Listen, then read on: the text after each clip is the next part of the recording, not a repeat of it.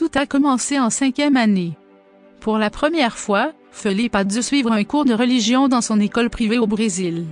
Ses parents ont expliqué au directeur que leur famille était adventiste du 7e jour et ont demandé que Felipe soit excusé.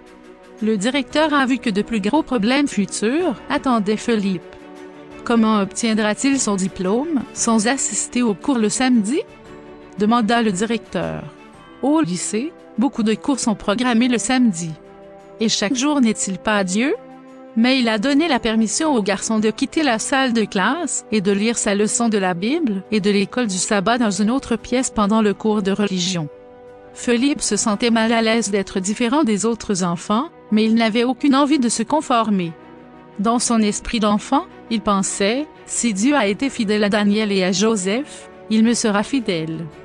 Les premiers cours du samedi de Felipe ont commencé l'année suivante en 6e. Au début, il n'y avait que 2 ou 3 classes. Felipe les a sautées et a étudié à partir des notes de ses amis. L'école a respecté le droit de Felipe au culte le samedi et l'a fait passer à la classe supérieure. Felipe a terminé l'école primaire et ses parents ont été convoqués pour une autre conférence lorsqu'il a commencé le lycée. De nombreux cours et examens ont lieu le samedi, a déclaré le directeur. Êtes-vous sûr de vouloir garder Felipe dans cette école? Le père de Felipe en était tout à fait sûr. Il voulait que le garçon reste à l'école parce que c'était la même qu'il avait fréquentée plusieurs années plus tôt. Felipe a sauté tous les cours le samedi. Parfois, c'était difficile. La moitié des cours sur certaines matières avaient lieu le samedi, et il n'y avait aucun moyen qu'il puisse les suivre à un autre moment.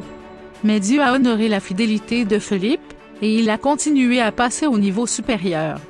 Le nombre de cours du samedi s'est intensifié à 3 cours, le vendredi soir, 7 le samedi matin et 4 autres le samedi après-midi. Felipe n'a assisté à aucun des cours du sabbat. Dieu a béni Felipe, et il a obtenu son diplôme d'études secondaires. Puis vint le moment pour Felipe de passer des examens d'entrée pour étudier la médecine dans une université d'État. Son rêve était de devenir médecin. Mais son monde a semblé s'effondrer lorsqu'il n'a pas réussi à figurer sur la liste des candidats universitaires retenus. Bien qu'il se sente triste, il ressent aussi la paix qui vient de la confiance en Dieu qui sait tout, entend tout et voit tout.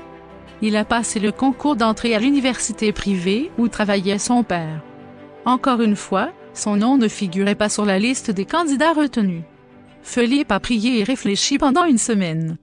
Ensuite, l'université a publié une deuxième liste de candidats retenus, et son nom figurait en tête. Son essai avait obtenu les meilleures notes.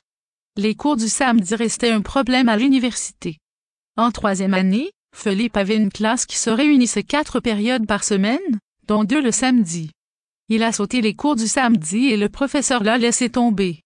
Mais Dieu a pourvu d'une manière incroyable. Lorsque Felipe s'est inscrit pour le semestre suivant, il a appris qu'un nombre inhabituellement élevé d'étudiants avait échoué dans la même classe au semestre précédent. En conséquence, un cours supplémentaire serait proposé et il ne se réunissait pas le samedi.